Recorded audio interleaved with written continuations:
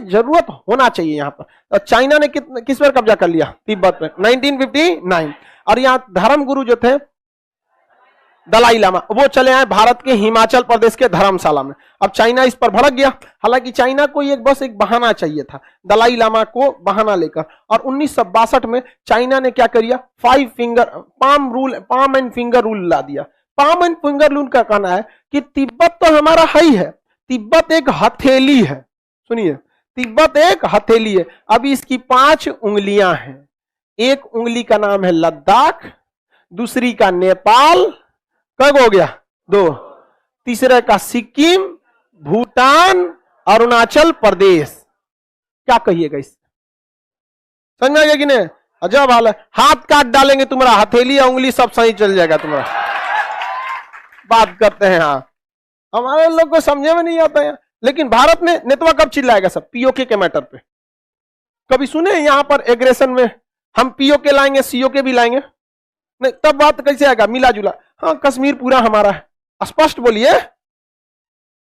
समझ में कि नहीं? लेकिन नहीं बोलना चाहिए। अभी माहौल सही नहीं है उसमें। जैसे हम एज ए टीचर है, हम बोल सकते हैं, लेकिन जब हमारे ऊपर एक सपोज बात करते हैं, जिम्मेदारी रहेगी, हम अपनी पूरी प्लानिंग काहे को बताएंगे चाइना को? हम लोग अभी तब तक चुप रहना है हम लोगों को जब तक हम लोग के पास पूरा S-400 मिसाइल सिस्टम नहीं आ जाए, ब्रह्मोस का ब्रह्मोस 2 वेरिएंट ना आ जाए, हम लोग के 12 लगभग 20 फ्रिगेट, 30 डिस्ट्रॉयर, 3 एयरक्राफ्ट कैरियर, लगभग 30 पनडुब्बियां ना आ जाए, तब तक हम लोग को एकदम चुप रहना है। और इतना याद रखिएगा कि भारत की जमीन पे जो कब्जा किया है ना, ब्याज के साथ लौटाना पड़ेगा। और हो सके कि उस समय भारत की बागडोर आप लोग में से किसी एक के पास हो वहां पर। और इतना तो कंफर्म है कि हमारी बैच में किसी के पास भारत का बागडोर आ गया तो उलाट देगा एशिया का नक्शा।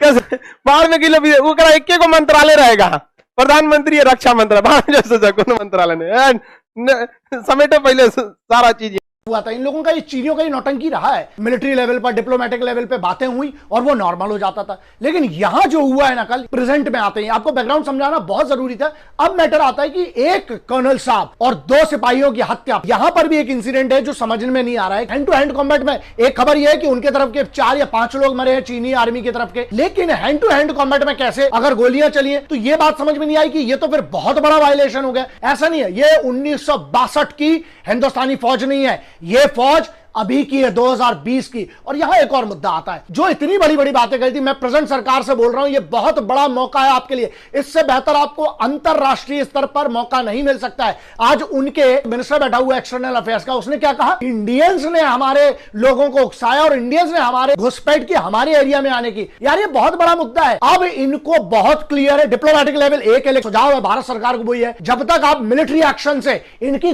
गर्दन नहीं दबाएंगे ना, जब तक इनकी छाती पे पैर नहीं रखेंगे, ये दब के बात नहीं करेंगे। क्योंकि इनका बहुत क्लियर हो गया है कि अभी यहां पर वैली में घुसो और इसके बाद, क्योंकि इनकी क्यों हवा खराब है, हाइट हमें मिल रही है क्योंकि हमारे पास बेनिफिट्स है, हमारे पास स्ट्रैटेजिकल जो पॉइंट्स है ना, वो ये लेना चाहते हैं और पूरा कोविड-19 से सबका ध्यान हटाना चाहते हैं। और दूसरा एक मैटर है, बहुत सिंपल है भाई, जब तक ये मार नहीं रहे थे बात अलग थी, लेकिन अगर आज आपने रिएक्शन नहीं किया तो यहां बहुत बड़ा सवाल उठ जाएगा। और एक और बड़ी बात यह है, चाणक्य ने बहुत पहले कहा था, कृते प्रतिकृतम कुर्यात हिंसने प्रतिहिंसनम तत्र दोषो न पतति दुष्टौ दुष्टम समाचरित। इसका जिस्ट यह है कि दुष्ट के प्रति, यह जो हिंसा करने आया है उसके प्रति हिंसा करना कोई अपराध नहीं है। इनको घुस के चीनियों को मारना पड़ेगा।